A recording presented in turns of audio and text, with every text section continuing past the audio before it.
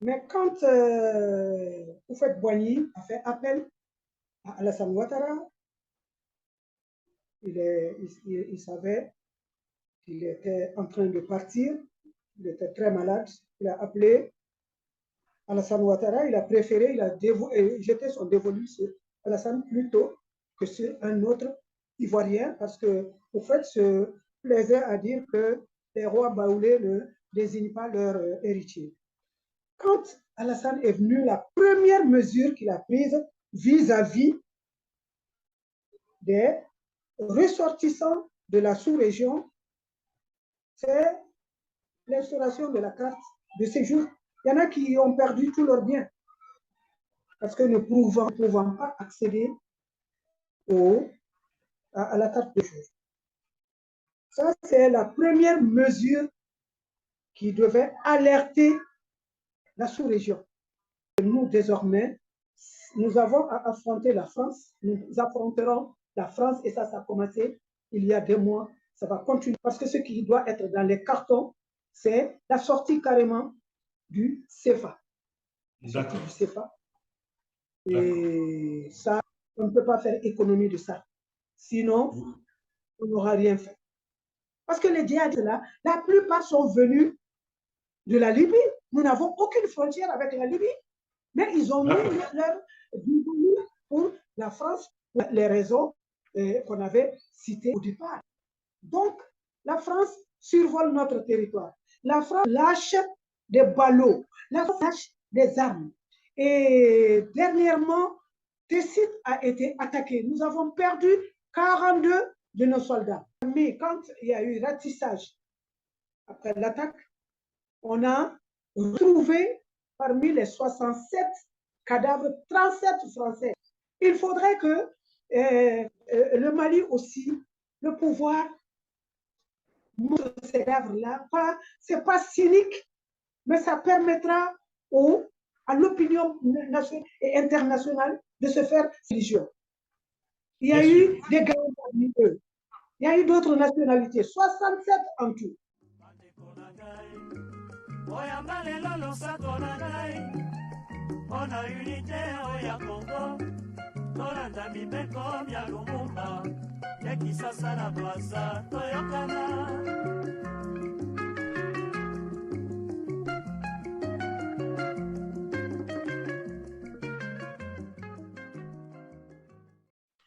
Bonjour chers téléspectateurs de TLR TV, je suis donc Diogène Seni.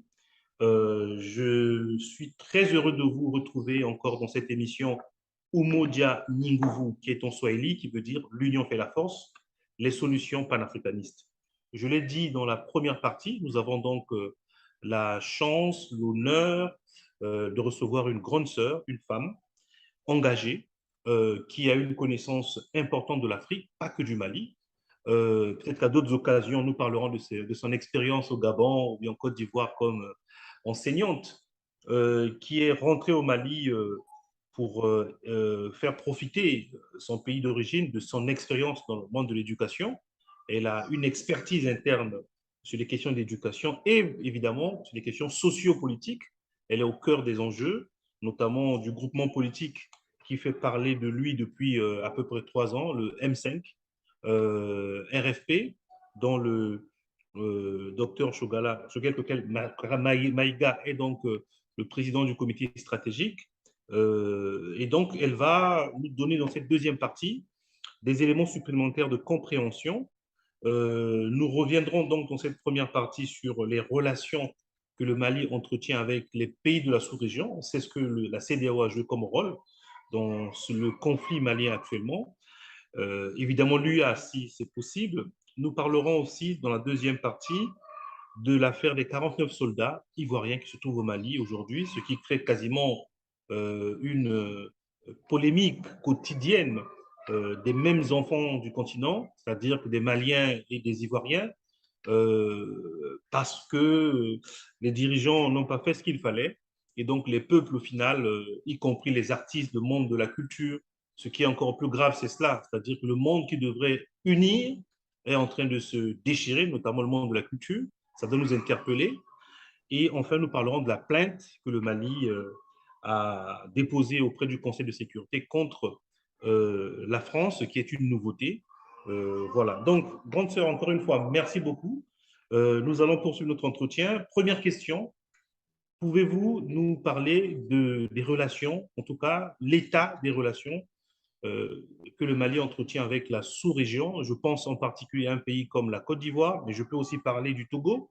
Le président togolais, Eyadema Fils, pour ainsi l'appeler, a joué un rôle dans la crise du Mali. On peut aussi parler du Ghana, le président du Ghana qui a été le président de la CEDEAO. On a l'impression que comment on appelle ça, l'héritage du panafricanisme de Kwame Nkrumah, il ne le porte pas, visiblement. Donc, est-ce que vous pouvez nous dire un mot sur l'état des relations du Mali dans le cadre de la sous-région? Exécrable. Ah ouais. Exécrable, Ah ouais. parce que, et d'ailleurs, ça peut s'expliquer, parce que moi, je vais remonter plus loin. La CEDEAO, c'est l'ancêtre de la CEDEAO, la Communauté économique des États de l'Afrique de l'Ouest, CEAO. Ça a été créé en 1970, si j'ai bonne mémoire, j'étais au lycée. Il y a eu un sommet ici auquel ont participé 6 chefs d'État, dont Houphouët-Boigny. Et tout le monde a souvenance que Sékou Touré était farouchement opposé à Houphouët-Boigny et à Léopold Sédar Senghor. À tort ou à raison, mais des fois à raison, hein, parce que le référendum de 58 est passé par là. Et la France qui est rancuneuse, la France qui ne voit en l'Afrique qu'un continent pourvoyeur de matières premières, ne peut avoir que ce genre de regard sur l'Afrique. En ce qui concerne l'Afrique de l'Ouest, je disais donc que l'ancêtre de la CEDEAO, c'est la CEDEAO, mais c'est en 1977 qu'on a donné d'autres missions à la CEDEAO et qu'on a élargi le champ. Donc, nous étions 16 États. La Mauritanie en est partie, n'est jamais revenue. Aujourd'hui, la CEDEAO compte 15 ans.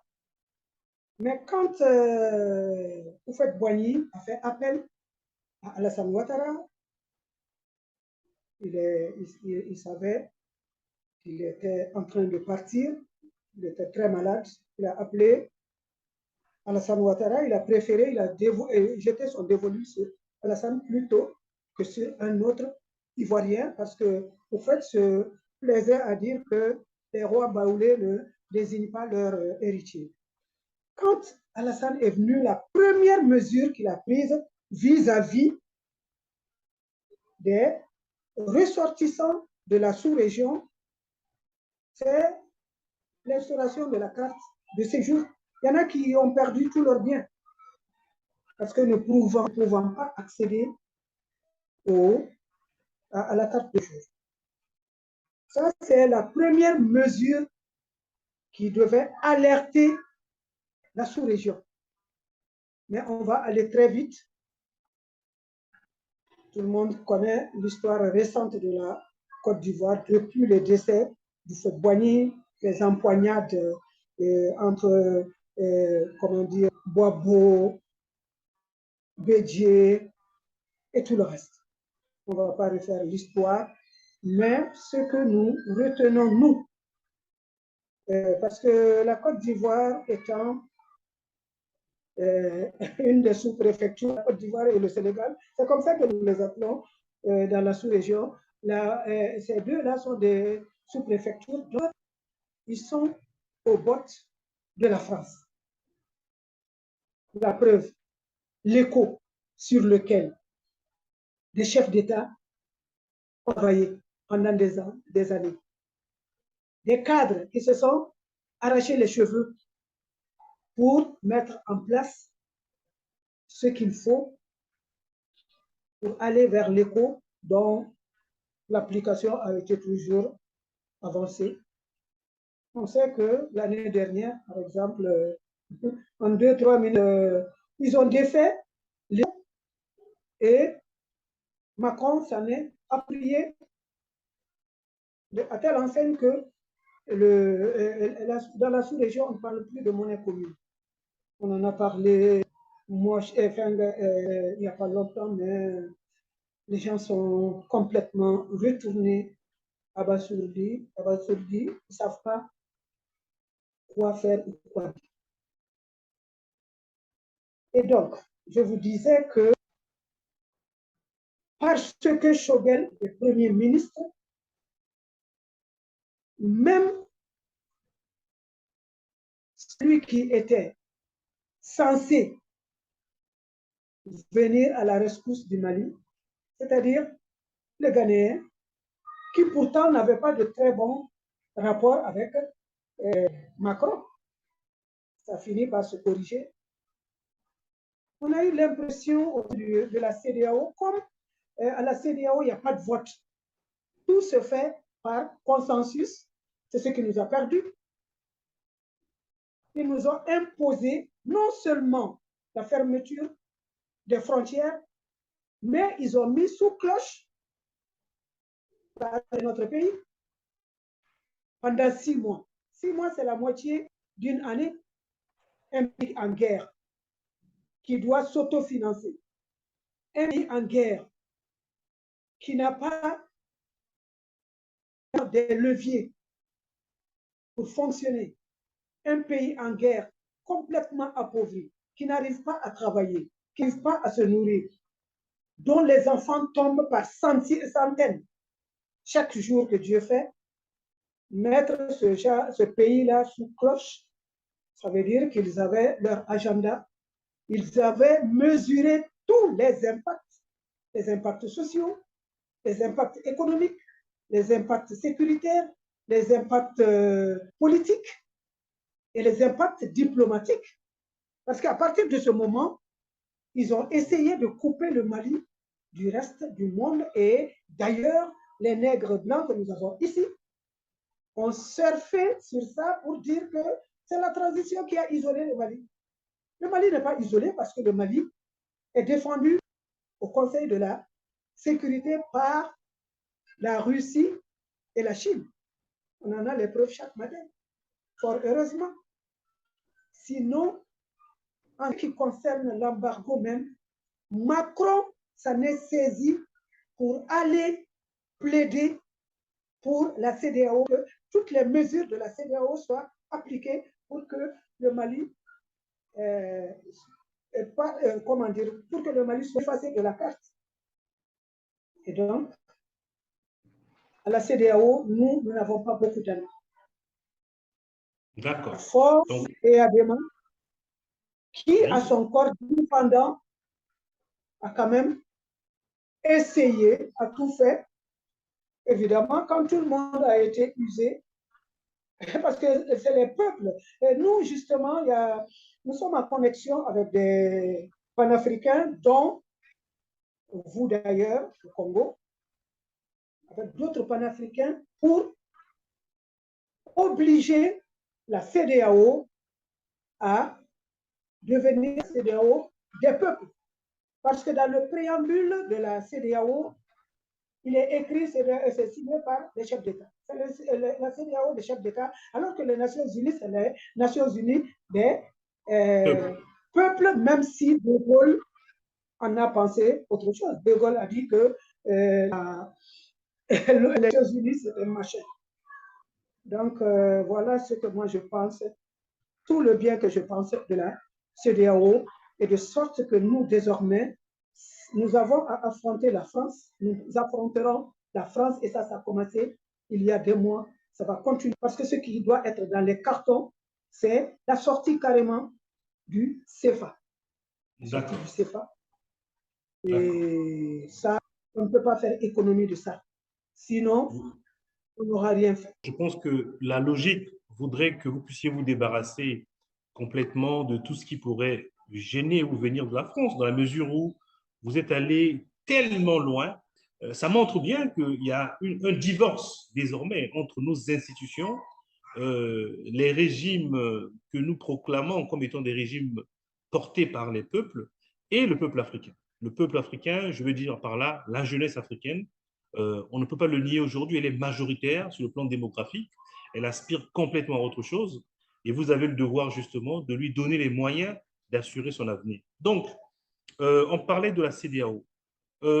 Finalement, on va arriver à la Côte d'Ivoire. On va faire un focus sur la Côte d'Ivoire avec les 49 soldats ivoiriens qui sont donc en ce moment au Mali. On entend tout et évidemment, excusez-moi de la familiarité, n'importe quoi. Le Mali serait aujourd'hui un pays qui est capable de retenir des soldats de façon totalement injuste.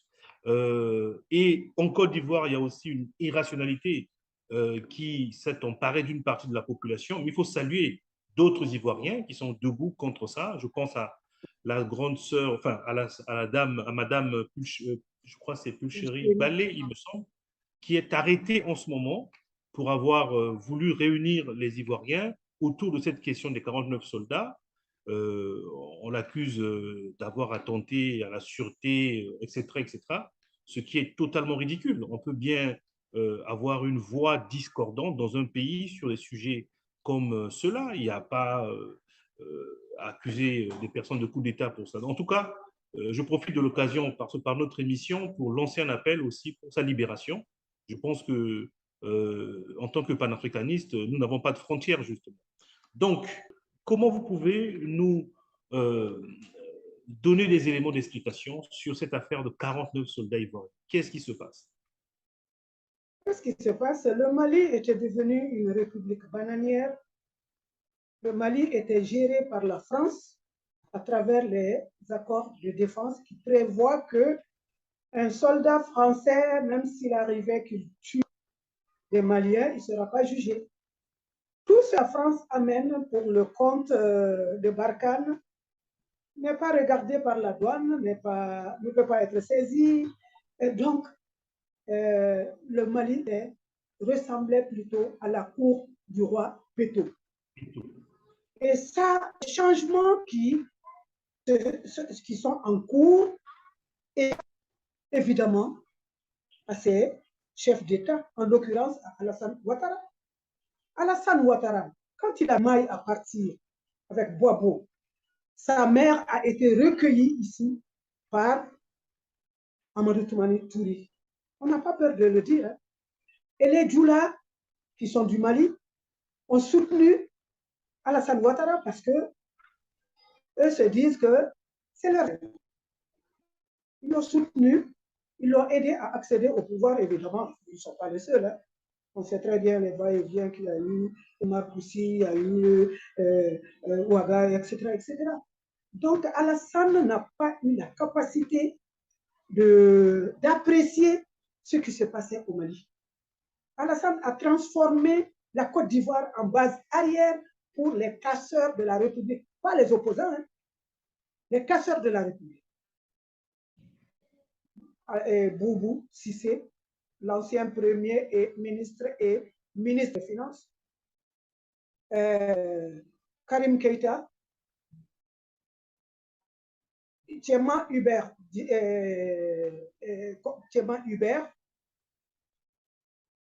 ENA et NEA, ou je ne sais pas, je vais l'écorcher son nom, je ne le connais pas très bien, Camara, qui s'est proclamé, qui s'est autoproclamé président du Mali à l'orée de, comment dire, avant même la prise des textes qui allait consacrer le prolongement de la transition. Ça, c'est juste entre autres. Ils sont tous là-bas. Tous ceux qui ont contribué à casser la République. D'ailleurs, on a lancé un mandat d'arrêt international sur la plupart d'entre eux. Ils sont tous en Côte d'Ivoire. Ou bien ils y viennent, ils sont reçus, ils ont chic et couvert, ils parlent avec Alassane, et ils leur refilent des informations, sauf qu'eux sont coupés aujourd'hui de la réalité du Mali. Alassane pense que, comme d'État, on peut comprendre ce qui se passe au Mali. Mais il n'en a pas une bonne lecture. Eux n'écoutent que ceux qui les adoubent, ceux qui se mettent, prosternent devant eux, etc., etc. Mais le plus difficile, c'est, je vais faire quand même un petit focus sur, comment dire, le Sénégalais, qui est né après l'indépendance. Qui est né après l'indépendance, donc n'a pas vécu la fédération du Mali, l'éclatement de la fédération, qui a entendu parler de Tcharoy et tout, qui n'est pas Senghor. Senghor était agrégé de grammaire. Senghor a enseigné au lycée, lui de grand. Senghor a épousé une fraise. Senghor a été académicien. Donc, pour nous, Senghor, c'est d'abord un blanc. Mais tout le monde a suivi sa visite en Russie. Pendant qu'ils ont mis, il a contribué à mettre le Mali sous cloche. Il a contribué à casser son propre pays, parce que l'arrière-pays du Sénégal, c'est le Mali. Personne ne fréquente le port de Dakar, à part le Mali. Et la fréquentation était tellement importante que Alassane Sall avait commencé à construire un port en eau profonde. C'est dire l'intensité des échanges entre le Mali et le Sénégal après le coup d'État en Côte d'Ivoire. Quand c'était plus possible, on s'est retourné vers eux. Il est en territoire qui est que lui, parce qu'il a 40% de l'UEMOA, évidemment, à travers les entreprises de sociétés françaises. Le poids financier, c'est 40%, donc il peut tout se permettre. Il a fait pour imposer l'embargo, mais la justice le dira parce que les enquêtes sont en cours. La question des 49 mercenaires ivoiriens est devant la justice. Ils sont mis sous mandat de dépôt. Et on voit que les gens s'agitent, des soi-disant religieux, moi je vais les appeler comme ça, sont venus, mais ils n'étaient pas musulmans quand leurs congénères musulmans souffraient au Mali, quand ceux-ci ne mangeaient pas. Et c'est aujourd'hui qu'ils se mettent à la solde de Ouattara, ou alors ils ont été sollicités par Ouattara, peu importe. En tout cas, ce qu'on en entend, c'est pas ce que je vais vous dire. D'après moi, le Mali officiel a mis leur sort entre les mains de la justice. Et comme nous voulons aller à l'état de droit, on veut que notre pays soit un pays de dignité, de liberté. On sait très bien qu'ils ont ils sont pas encore emprisonnés, mais les musulmans, une délégation, d'après ce qu'on en entend, de 32 personnes sont venues. Oui, on est pareil. Non, la France et l'Allemagne, pendant, comment dire, au XXe siècle, ils ont mis le monde entier en guerre sur plus de 10 ans. L'Union soviétique a perdu combien? Au moins 1 million de personnes. Donc, on est des voisins, c'est très bien, hein? Mais on est des voisins pour, si on ne s'aime pas, on se respecte, on observe la bienséance, on respecte les règles de convivialité, si ce n'est pas possible, chacun reste dans son coin. Qu'il y ait 3 millions de Maliens en Côte d'Ivoire. Mais les Baoulés eux-mêmes sont descendus du Ghana. Cette Boigny le disait. La reine Pokou est venue du Ghana. Absolument. La plupart des Ivoiriens sont des étrangers comme eux. Même après 3-4 générations, on vous appellera toujours étranger. C'est comme ça. Lui-même, Alassane, tout le monde dit qu'il est du Burkina. Donc, consoeur. Une espèce d'importance. Mais Donc, oui, le sort oui, de ces 49 oui, est entre les mains de la justice de malienne. la justice. Ce que ça fait. Ce que je voulais vous demander comme précision ici, donc ces soldats sont rentrés au Mali avec des identités qui sont douteuses d'une part, est-ce que vous le confirmez? Et d'autre Absolument. part, est-ce Oui. que vous vous joignez à tous les messages de paix entre les Ivoiriens, les Maliens, les autres Africains pour appeler à ce que cette affaire soit réglée dans, euh, on va dire, dans les normes et que ce qui est politique reste politique, ce qui est diplomatique reste diplomatique, etc. Est-ce que vous vous joignez effectivement à tous ces messages d'apaisement, de paix et de fraternité? Moi, en tant qu'actrice du M5, ce pourquoi nous nous sommes engagés, moi, à mon âge, si je m'engage aux côtés de mes petits-enfants, de mes enfants, ça n'est pas pour rigoler, c'est pour récupérer d'abord l'intégralité de notre pays et c'est pour aller vers un état de droit. On peut quitter après. Tout a été fait auprès des autorités ivoiriennes pour ne pas aller vers autre chose. Mais ils sont allés comment dire, ils ont tous nié à tous les niveaux, du chef d'état-major au président Hassan Ouattara. Tous ont nié avoir connaissance de la situation. Parce que la situation, elle est très grave, d'autant plus que, en plus des 49 mercenaires, il y avait un avion, une cargaison d'armes de guerre. Et comme ils font partie de l'amunissement, mais ils pensaient que, comme d'habitude, ils seraient, parce que l'amunissement leur est un véritable boulevard. C'est ce qui s'est passé. Et la semaine qui a suivi, si j'ai bonne mémoire, Kati a été attaquée. C'était la première fois. Même Oui. les mutuelles n'ont pas pu prospérer à Kati. Et Kati, c'est la ville garnison du Mali. Le camp Sundiata héberge le président de la transition. Au camp Sundiata, nos armes sont entreposées. Il y a du fouil, tout. Imaginez que le Mali n'ait pas pu faire face, on ne parlerait plus des 49 soldats. Et puis, je profite de l'occasion que vous me donnez pour saluer tous nos partenaires, en tête desquels se trouve ici la Chine. La Chine et l'Iran a envoyé cette semaine-ci son ministre des Affaires étrangères.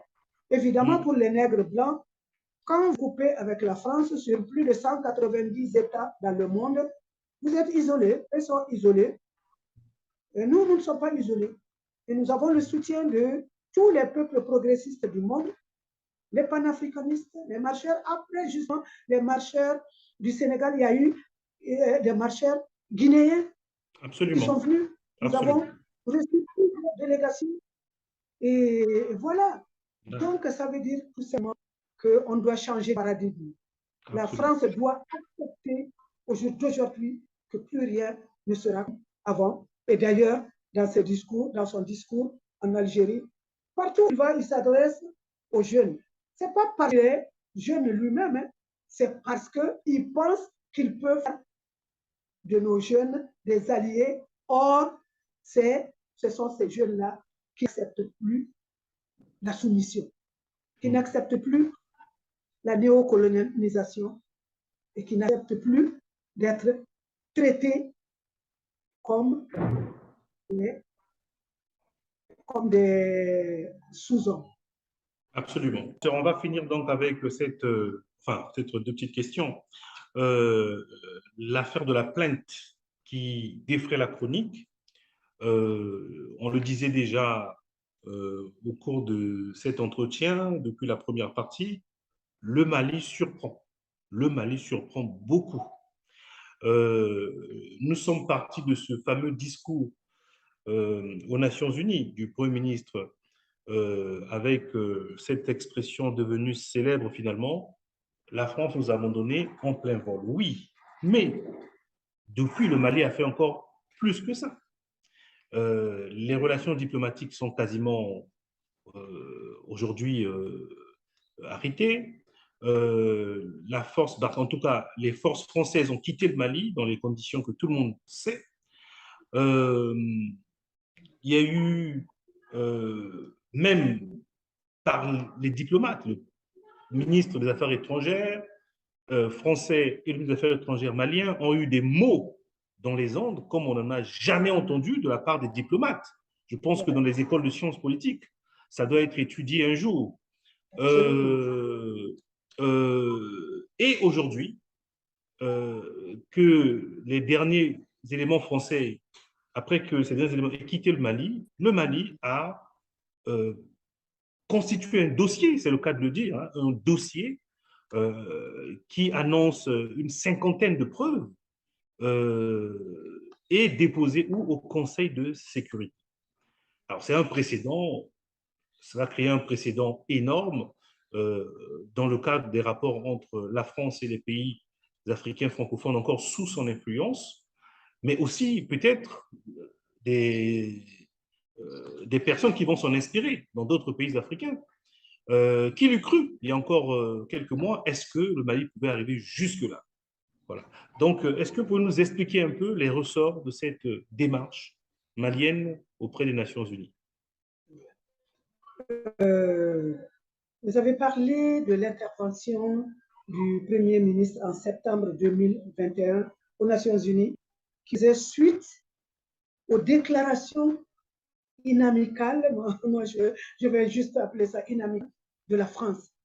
La France, jusqu'à aujourd'hui, traite nos colonels de juntes. Or, au Mali, nous n'avons pas de junte pouvoir. Certes, Assimi Goïta fait partie du CNSP qui a été dissous, mais le Premier ministre, c'est le Premier ministre M5. Je crois que jusqu'à preuve du contraire, nous sommes des civils. Et donc, vous regardez la configuration du gouvernement, il y a 20 militaires et 2 pélés, 3 tonnes civils. Non. On s'est entendu autour de l'essentiel. C'est comme ça que le pays fonctionne désormais. On est en train d'essayer de rectifier tout ce qui nous avait cloué sur place. Après le discours, vous voyez, quand vous suivez la démarche sur le plan diplomatique du Mali, c'est le même ministre des Affaires étrangères qui était là sous Ibeka. Et là, lui ont fait appel. Mais sortez les discours.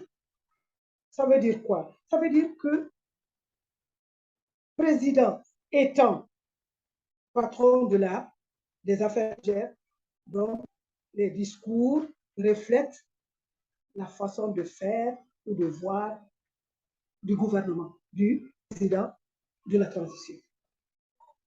Et donc, vous avez parlé, ils se sont, c'est comme les Français se portaient comme veufs effarouchés. Tantôt, c'est Parly qui sortait, tantôt, c'est le Drian qui sortait, le Drian d'ailleurs qui a pris la main dans le sac au sujet des passeports maliens.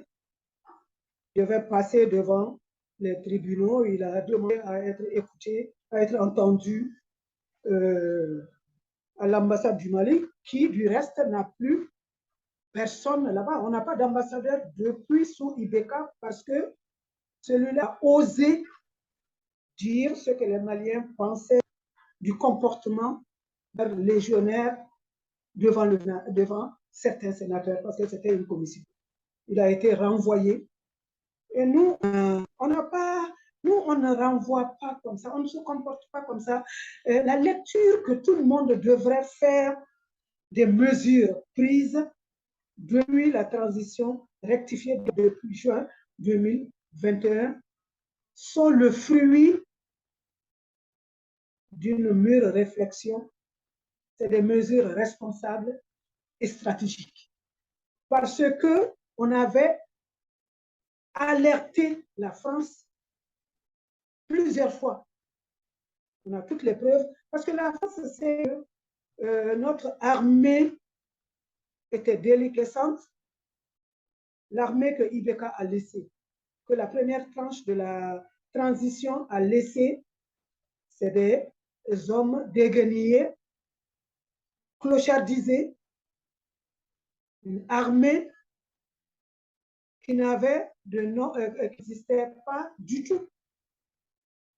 Et eux ne savent pas, ou alors ils feignent de pas savoir que depuis la transition rectifiée, le Mali est en train de faire des sacrifices avec l'aide de partenaires pour réarmer notre armée sur le plan moral, sur le plan sécuritaire et même sur le plan des infrastructures. C'est Barkhane qui donne de l'eau à certains de nos militaires quand ils ne sont pas loin d'eux. Donc, ils n'avaient rien du tout. Il y en a qu'on a tués à cause de ça. Et donc, la France pense qu'on est toujours à l'ère d'Ibeka, sous Ibeka, et qu'elle avait, elle pouvait faire ce qu'elle voulait, elle était en territoire conquis, mal lui en a pris. Donc, mesure après mesure, ça va crescendo. Tout le monde a entendu le discours du ministre de la Défense à Moscou la semaine dernière. Discours dans lequel il a indexé carrément ceux qui sont à la manœuvre contre notre pays. On a averti la France. On a tout fait. France 24 n'est plus là, RFI n'est plus là. La France devait comprendre qu'elle doit changer de paradigme et d'avoir des relations civilisées avec tous les pays du monde, parce que la France n'agit pas comme territoire conquis. Hein. La France n'agit pas dans les pays francophones. Il vous souviendra que le conflit du Biafra, c'est la France à cause du pétrole du Nigeria. Au Nigeria, avec les Ibo. Coloniser le Rwanda. La France n'a pas colonisé encore moins le RDC, mais la France est partout présente parce qu'elle est devenue un pays prédateur. Moi, je dis que les Français vivent de razzia. Mais ça, c'est fini. C'est fini. Grande sœur, est-ce que vous pouvez, pardon, grande sœur, est-ce que vous pouvez nous donner deux exemples qui peuvent matérialiser les preuves de cette plainte, parce qu'on parle de soutien de la France aux terroristes. Est-ce qu'il y a un ou deux exemples que vous pouvez comme ça nous donner Il y a plusieurs exemples. Je vous dirais que vous avez parlé tantôt de 50 survols de notre territoire depuis la mise du Mali sous embargo. D'accord. Une fois, moi-même j'ai entendu, tout le monde a entendu, que les autorités mettaient la France en garde parce que tout feu éteint, ils ont pu voir un avion qui survolait. Ils venaient pour faire quoi? Ils venaient pour donner à manger, offrir des armes à des djihadistes qu'ils ont eux-mêmes transportés. Parce que les djihadistes là, la plupart sont venus de la Libye. Nous n'avons aucune frontière avec la Libye. Mais ils ont mis leur pour la France, pour les raisons qu'on avait citées au départ. Donc, la France survole notre territoire.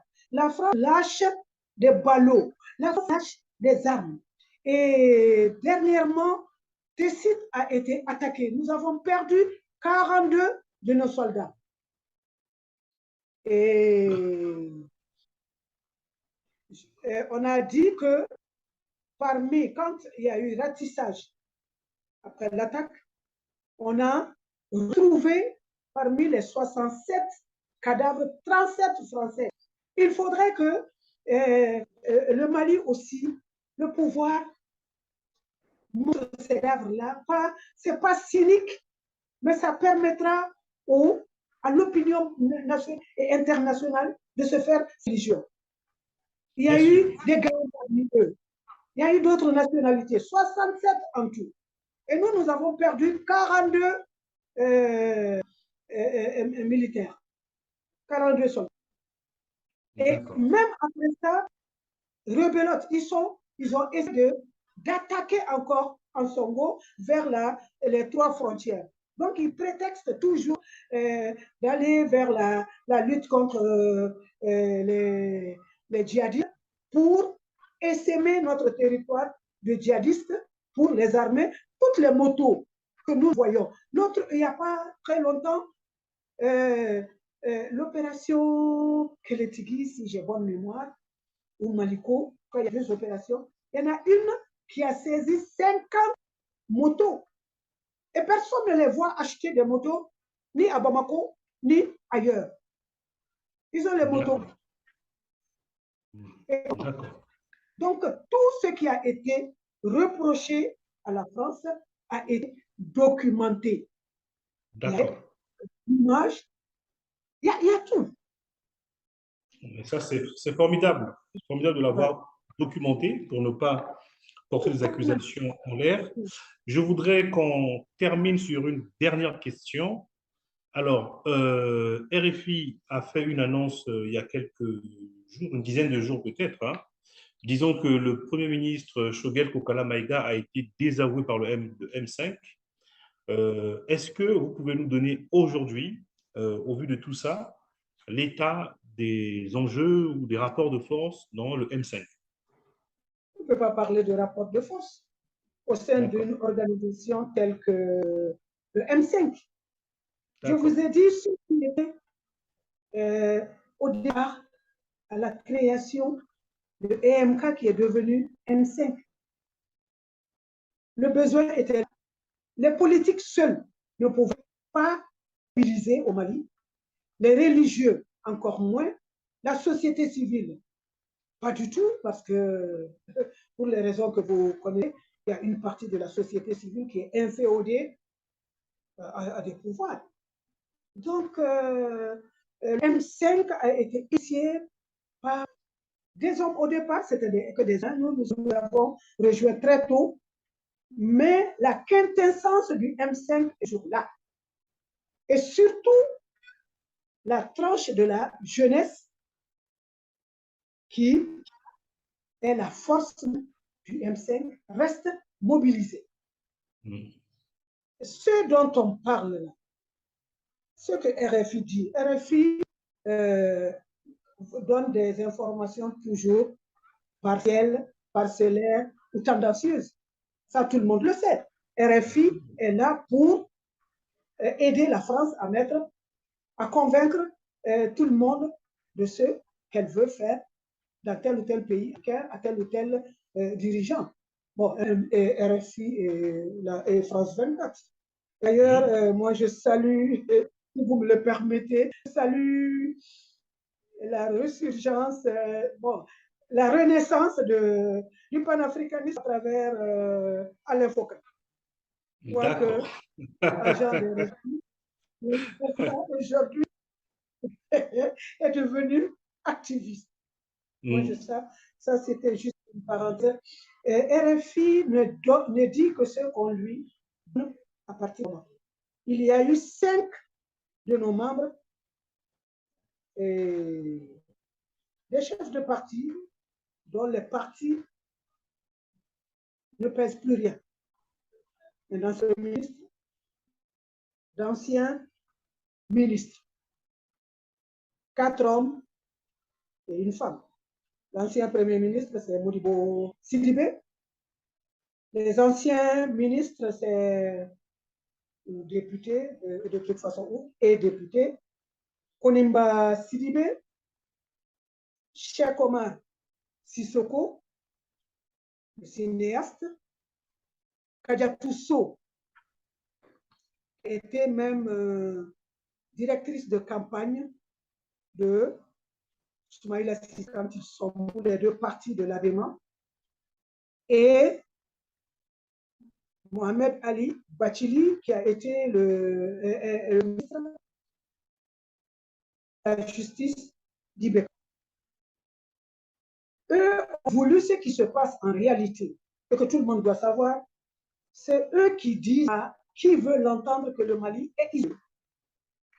Et que parce que le président Choguel, le comité stratégique, est en tant que Premier ministre, et c'est lui qui a insufflé la rupture avec la France. Il ne part pas, premièrement, au président de notre comité stratégique. Deuxième chose qu'ils n'ont pas du tout accepté, mais alors pas du tout, c'est le fait qu'on ait renvoyé Choguel de la tête du comité stratégique. Or, il a été choisi par le M5, qu'il était pas simplement le président du comité stratégique, mais parce qu'il était le plus méritant, le plus perspicace, celui qui a tout donné pour que le M5 ne se désagrège pas. Donc, ils ont voulu chasser Choguel de la tête du comité stratégique. De cette façon, ils allaient l'affaiblir parce que nous avons, avec les colonels, un partenariat stratégique. Donc, si vous enlevez la substance, le partenariat stratégique tombe. Donc, de cette façon, vous voulez faire partir celle de la primature. Parce que leur seul agenda, c'est ça. Et ils ne sont pas pris uniquement à Choguel, ils sont pris également aux ministres 5 qui sont au comité stratégique, ou alors qui siègent parce qu'ils sont ministres. On va travailler avec qui? Avec qui? Donc, ils voulaient faire sortir ces gens-là, nos ministres, j'allais dire, et le Premier ministre, et s'approprier le M5 et en faire un outil de conquête du pouvoir, parce que nous avons appris ici et là, la France avait jeté son dévolu sur certains d'entre eux. Voilà ce qui se passe au sein du M5. Ils sont sortis, ils ont écrit, quand ils n'ont pas eu gain de cause, quand le comité stratégique, dans sa majorité, a dit non. Je crois que les gens qui veulent nous faire aller vers la démocratie devaient tout simplement rester et de l'intérieur faire valoir certaines de leurs idées. C'est sûr que toutes les idées qu'ils donnent ne sont pas mauvaises. Okay. Mais eux ont préféré prendre un bout de M5 à coup de communication. Évidemment, ils ont une certaine presse qui a été mise en place par l'ancien régime qui leur déroule le tapis rouge. Ils ont fait une commission, comment dire, une conférence de presse pour se faire appeler, tenir M5 RP Malikoura. Or, Malikoura, c'est vision du M5. Nous voulons aller, Malikoura en Bambara veut dire un Mali nouveau, sortir de la malgouvernance, sortir du mal-développement, sortir de la pauvreté qui a été créée et entretenue et faire des Maliens des citoyens. Ce sont des citoyens qui peuvent gérer la cité, qui peuvent gérer une république. Et eux, ils se parce qu'ils n'étaient pas là. Quand on choisissait ces termes-là, le choix a fait, c'est fait parce que les gens ont planché là-dessus et c'est avec moult arguments qu'on en est arrivé là. Le Malikoura, c'était c'est la vision, c'est on devait aller vers le Malikoura. Comment aller vers Malikoura? C'était en refondant l'État malien. Parce que dans tous les compartiments de notre pays, ils sont passés par là. Tout a été cassé et n'eût été le peu de repères qu'on avait, on ne serait pas resté debout pendant plus de 2 ans. Vous l'avez dit vous-même. Voilà ce qui se passe au MCN. Et aucun met part au défi de regrouper au moins 1000 personnes quelque part. Ils ne peuvent, sauf s'ils vont payer les laudateurs et les amener à se faire applaudir. D'accord. Ce que j'ai envie de dire à tous les panafricanistes, à tous ceux qui ont engagé aux côtés des Maliens, nous sommes grés.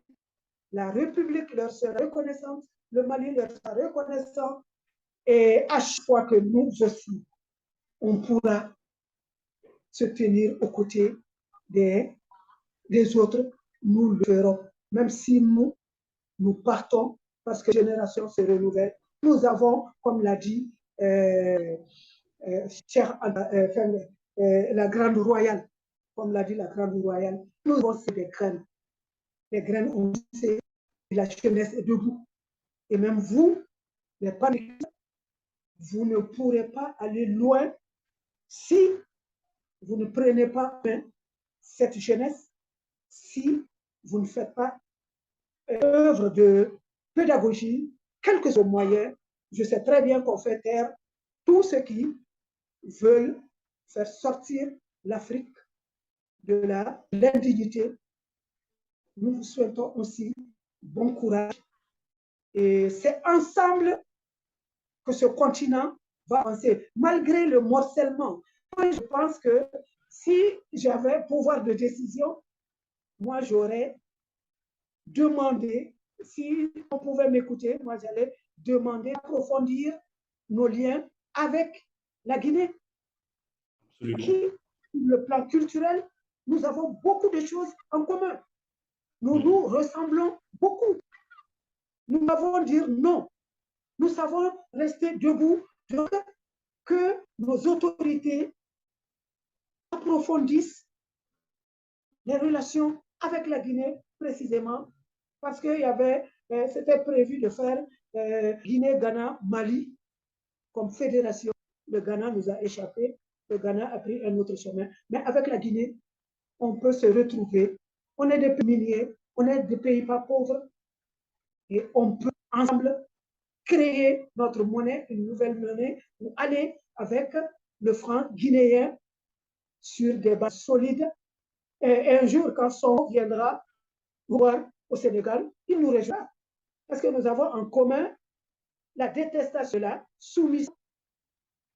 Vous nous avez gratifié, en tout cas déjà le pays, le Mali, par son action, par sa capacité de résilience. Je pense que tout le peuple africain vous sera reconnaissant de ce que le Mali fait, presque en direct, puisque nous avons, avec les moyens modernes, toutes les informations quasiment en direct. Donc, le Mali inspire déjà. Donc, c'est à nous aussi de remercier le Mali pour ce courage. Le Mali doit remercier les autres Africains, certes, mais les Africains doivent remercier le Mali parce que, figurez-vous que avec ce qui s'est passé en Côte d'Ivoire il y a une dizaine d'années, c'était exactement comme ça se passait pendant la colonisation ou l'esclavage. La punition de ceux qui, des recalcitrants, on pouvait tout reprocher au président ivoirien, mais la manière qui a été utilisée pour punir Laurent Gbagbo n'est pas acceptable par n'importe quel Africain, au point de l'envoyer à la CPI avec des dossiers montés bidons et de prendre 10 ans de la vie de quelqu'un qui a déjà pris un âge aussi important, c'est pas supportable. Donc, que le Mali aujourd'hui reprenne le flambeau et puis fasse tomber le masque de ceux qui hier ont utilisé le Mali, le Burkina, tous les pays de la sous-région, je pense effectivement au président Alassane Ouattara, le Mali a permis de faire ce travail-là, de voir quelles sont les convictions profondes des uns et des autres.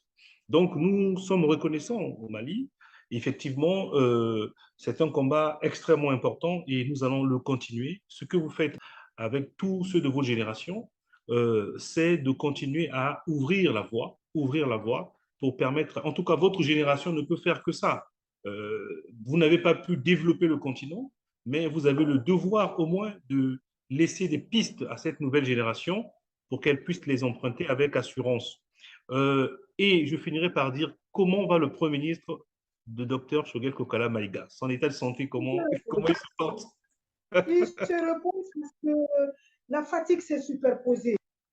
Après la mort de Soumaïla, il a pris le flambeau, le FSD, qui est un regroupement de partis et d'associations. Vous savez, un héritage, quand on vous lègue un certain héritage, vous n'avez pas droit à l'erreur. Il y a eu le M5 RFP, je vous l'ai dit dans la première partie, on parle aujourd'hui du M5, ceux qui ont voulu en partir et tout, avec des morceaux. C'est grâce à lui, la perspicacité, que le M5 s'est vivifié, le M est resté.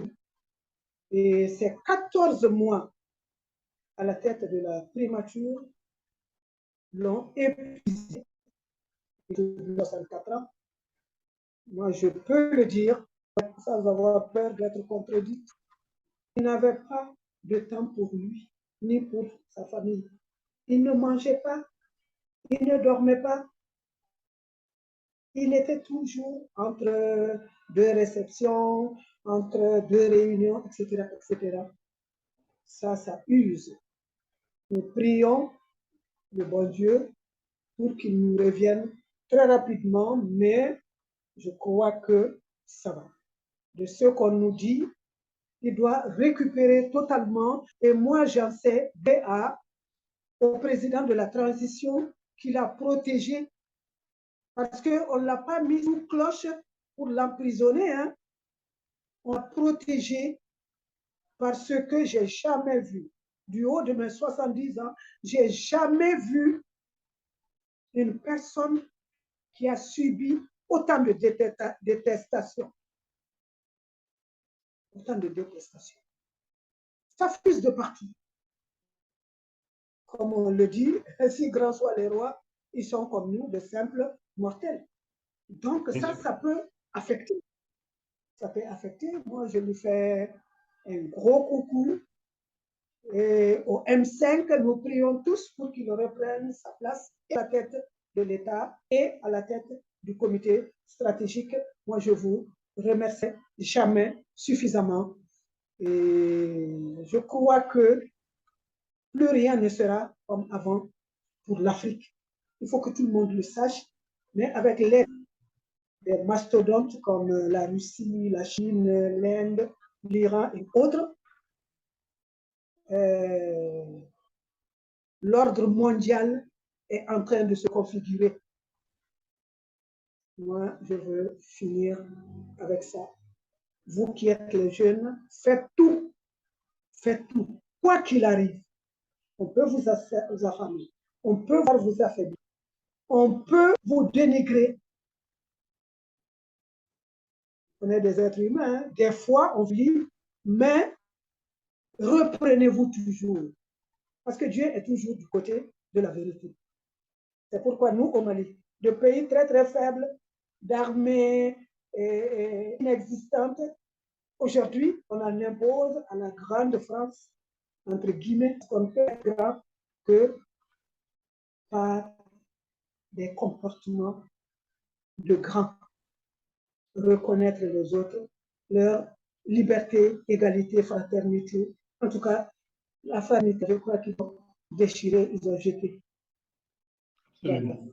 En tout cas, dites au Premier ministre, si vous voyez, si vous avez la possibilité de faire passer un message, que la Ligue panafricaine Moja Congo, les panafricanistes qui sont dans la mouvance dans laquelle nous travaillons, nous sommes reconnaissants de son travail et qu'il a beaucoup donné. En quelques mois, il a fait plus que les dirigeants qui font 40 ans au pouvoir. Et c'est une référence très importante. Et puis, bon rétablissement au Premier ministre, le docteur Choquel Kogala Maïga. Merci beaucoup, grande sœur. Merci. Nous allons mettre un terme à cette émission et je rappelle à nos téléspectateurs que nous avons reçu une femme de combat, une femme de conviction qui ne compte pas son énergie, son temps, qui a une longue carrière derrière elle, mais elle veut encore donner à cette jeunesse. Donc la sœur Kumba Yarissi, qui est au Mali, qui est au cœur des enjeux, qui nous a livré son analyse, l'expérience concrète du terrain, ce que les sociologues de la lutte politique appellent la praxis, en réalité, qui doit compléter nos réflexions théoriques. Nous avons abordé beaucoup de sujets. Vous aurez l'occasion de revoir ça sur le sommaire de l'émission. Merci. Et l'émission va donc prendre fin. Émission Umo Dianingovu, l'Union fait la force, la solution panafricaniste. Je vous remercie et à très bientôt.